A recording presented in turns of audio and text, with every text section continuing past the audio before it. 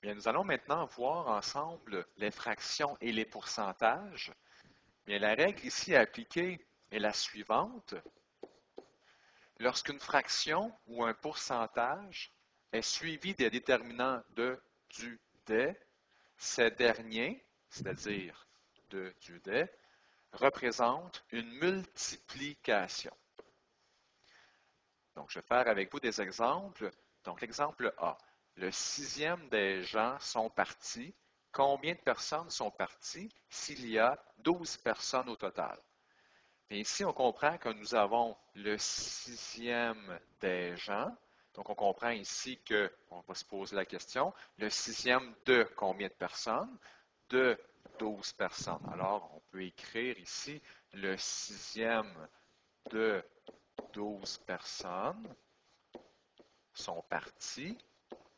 Et si on revient voir notre règle ici, on dit lorsqu'une fraction ou un pourcentage, mais ici c'est une fraction que nous avons, est suivie des déterminants de du des, c'est ce qu'on a ici, le sixième des gens, on peut même dire le sixième de 12. Et en fait, on peut remplacer ça, donc le de, du ou bien des, par une multiplication. Bien ici, je vais remplacer le de par une multiplication. Alors, on obtient le sixième de 12 qui devient un sixième fois 12. Et pour multiplier, lorsqu'on a une fraction, bien, on doit s'arranger pour avoir des fractions partout. Alors, la façon de faire, c'est qu'on va multiplier les numérateurs entre eux, c'est-à-dire les chiffres du haut. 1 fois 12, ça donne 12. Et je vais multiplier les dénominateurs entre eux, c'est-à-dire 6 fois 1, qui donne 6. Et je vais pouvoir simplifier ma fraction. Donc, ça nous donne 2 personnes qui sont parties.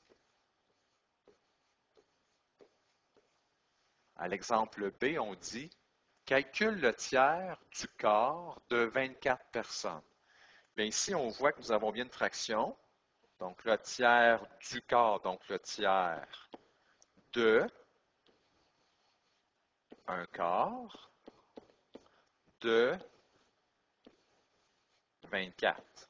Donc, si on applique la règle qu'on a vue plus haut, alors on peut remplacer 2 du des qui suivent des fractions par une multiplication. Alors ici, ça va nous donner le tiers de un quart, donc multiplié par un quart, de 24, donc fois 24. Alors pour multiplier ces fractions avec un entier, je vais m'arranger pour prendre le 24 qui est un entier, le mettre sur 1, comme ça j'obtiens une fraction. Donc ici, si je multiplie tout ça, bien, je vais multiplier mes numérateurs entre eux. 1 fois 1 fois 24, ça fait 24. 3 fois 4 fois 1, ce sont mes dénominateurs, bien, ça nous fait 12. Et encore une fois, nous obtenons 2 personnes.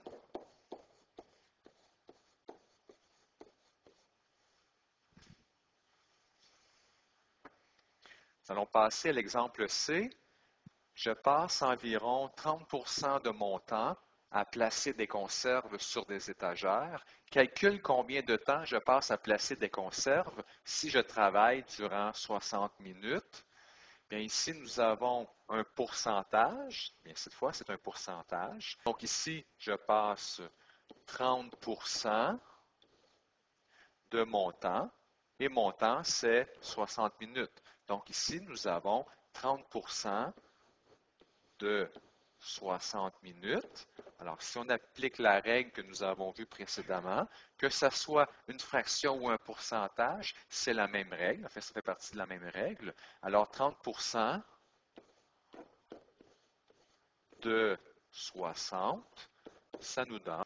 Donc, encore une fois, ici, on va prendre notre entier, on va le mettre sur 1. Alors, je vais faire 30 fois 60, qui fait 1800.